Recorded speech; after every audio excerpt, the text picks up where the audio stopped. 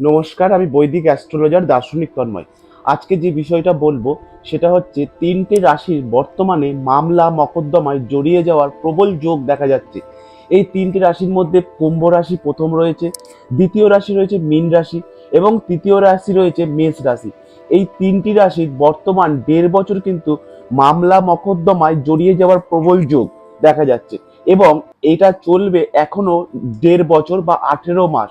তা এই তিনটি রাশির বর্তমানে কিন্তু প্রবলভাবে সতর্ক থাকতে হবে, আইনি সতর্ক থাকতে হবে। ঝুট ঝামেলা অশান্তির মধ্যে যাওয়া যাবে না।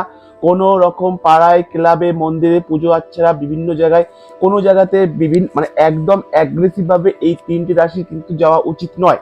কারণ এই তিনটি রাশির কিন্তু বর্তমানে সাড়ে সাথী চলছে। এই সাড়ে সাথীর প্রকোপে কিন্তু মামলা মকদ্দমায় জড়িয়ে যাবেন। আর এটা যদি জড়িয়ে যান কোনোভাবে, কম করে 7 থেকে 8 বছর আপনারা কিন্তু এই সমস্যায় আপনাদের থাকতে হবে।